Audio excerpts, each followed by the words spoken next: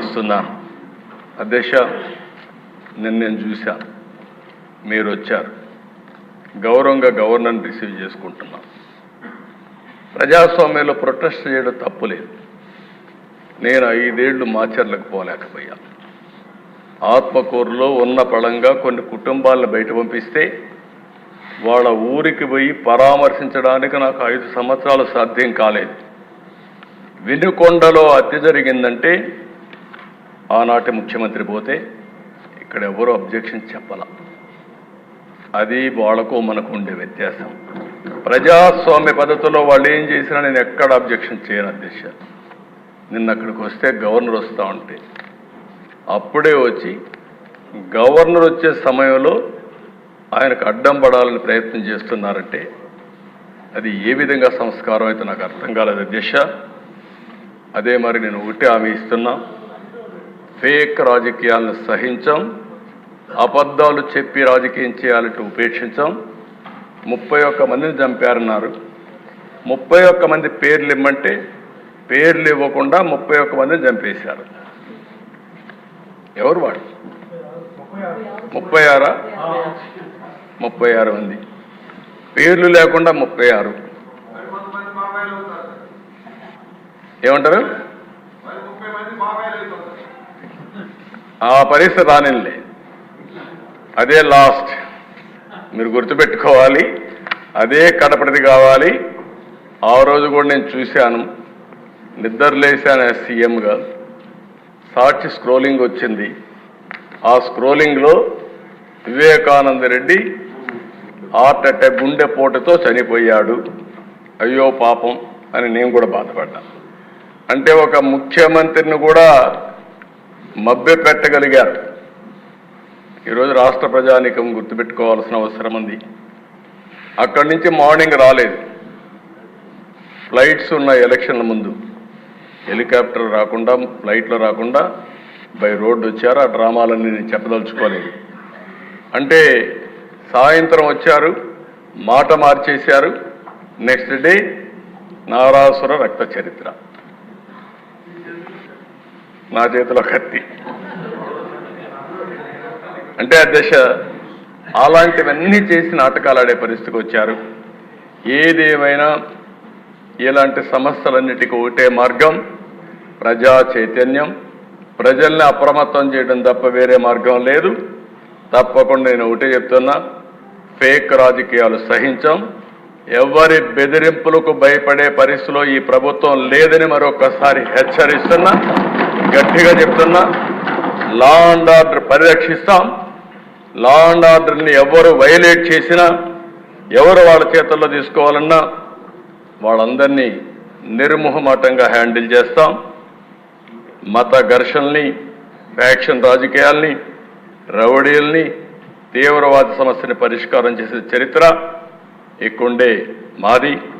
నేరాలు చేయాలనుకుంటే రాష్ట్రం నుంచి బయట పారిపోయే పరిస్థితి వస్తుంది తప్ప ఇక్కడుండి నేరాలు చేసి రాజకీయ ముసుగులో మీ ఇష్ట ప్రకారం ఆడాలంటే మాత్రం జరగనీయకుండా చేస్తామని చెప్పి నేను హెచ్చరిస్తున్నా. మేము నేరాలు చేయం, ఘోరాలు చేయం, కానీ మీరు చేస్తే మాత్రం సహించేది లేదని మరొకసారి హెచ్చరిస్తున్నాను అధ్యక్ష. ఒక పక్కన లా అండ్ ఆర్డర్ కాపాడాలి, అది మన బాధ్యత. ఇంకొక పక్కన మళ్ళీ రాష్ట్రంలో ఆంధ్రప్రదేశ్ బ్రాండ్ని ప్రమోట్ చేసుకోవాలి. 2014 తర్వాత అనేక సమస్యలు ఈరోజు మనకు వచ్చాయి. పెట్టుబడులు పెట్టే పరిస్థితులు లేరు, చాలామంది పారిపోయారు. ఇప్పుడిప్పుడు వాళ్ళందరిని అడుగుతున్నాం, రమ్మంటున్నాం. కొంతమంది రావడానికి కూడా ముందుకు వచ్చినా ఇంకా సమస్యలు ఉన్నాయి. ఈ సమస్యల్లో మీరు చూస్తే 10 లక్షల కోట్ల రూపాయలు పైన అప్పులున్నాయి అధ్యక్ష. 10 లక్షల కోట్ల రూపాయలు అప్పులకు సర్వీసింగ్ చేయాలి, అప్పు కట్టాలి, వడ్డీ కట్టాలి. మళ్ళీ మనం అభివృద్ధి కార్యక్రమాలు చేయాల్సిన అవసరం ఉంది. రాష్ట్ర విభజన జరిగిన రోజు కంటే అధ్వాన్నమైన పరిస్థితిలో ఈరోజు మనం ఉన్నాం. ఇంకొక పక్కన 20 సంవత్సరాలు ఎన్నికపోయే పరిస్థితి వచ్చింది.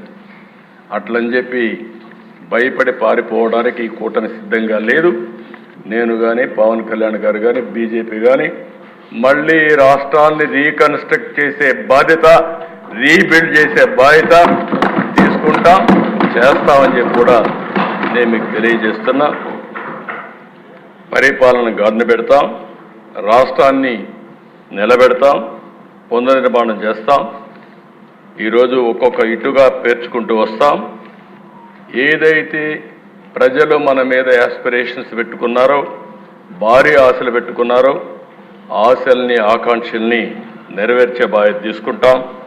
అదే మరి అధ్యక్ష, ఈరోజు మేము చూస్తే నేను ఇంత మునిపే పవన్ కళ్యాణ్ గారు కూడా ఒక మాట చెప్పారు, చాలా మంచి మాట కూడా.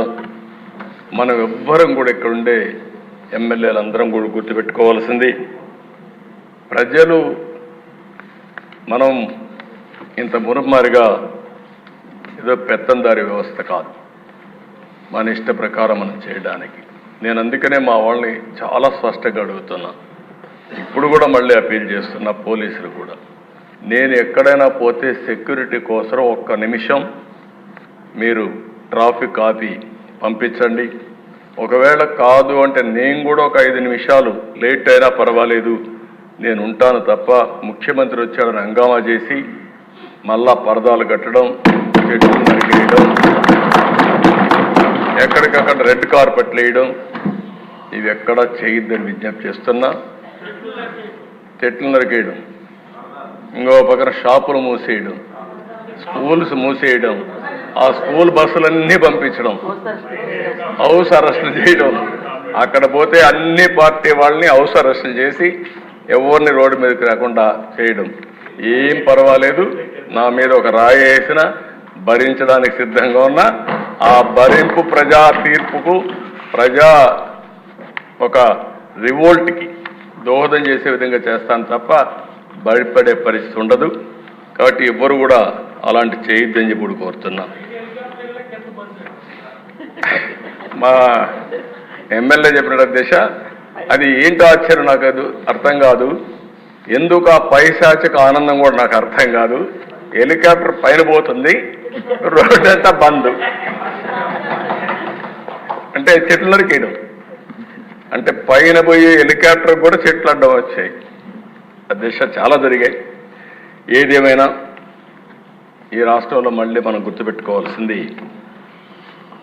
సహజ వనరులు ఎక్కువ ఉండే రాష్ట్రం ఆంధ్రప్రదేశ్ రాష్ట్రం. సమర్థులైన ప్రజానీకం ఉండే రాష్ట్రమే రాష్ట్రం.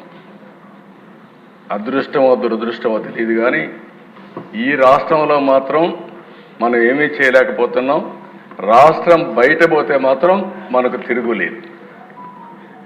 ఏ జిల్లాకు, ఏ రాష్ట్రానికి పోయినా మన వాళ్ళే ఉంటారు, ఏ దేశానికి పోయినా మన వాళ్ళే ఉంటారు. అదే నా ఆలోచన. మళ్ళీ తిరిగి అలాంటి పరిస్థితి ఈ రాష్ట్రం రావాలి. ఈ రాష్ట్రంలో ఉండే ప్రజానీకం ఒక సమర్థవంతమైన ప్రజానీకంగా మనం చేసుకోవాల్సిన అవసరం ఉంది. 974 కిలోమీటర్ల తీర ప్రాంతం ఉంది. ఎవ్వరికీ లేని అదృష్టం ఇది. పోర్ట్లు, ఎయిర్పోర్ట్లు నిర్మాణం చేసుకోవాలి. పోర్ట్ లెడ్ ఎకానమీకి ముందుకు పోవాలి. లాజిస్టిక్స్ హబ్గా చేసుకోవాల్సిన అవసరం ఉంది. అయితే ఆ దిశ రాత్రికి రాత్రే ఇవన్నీ అయిపోతాయని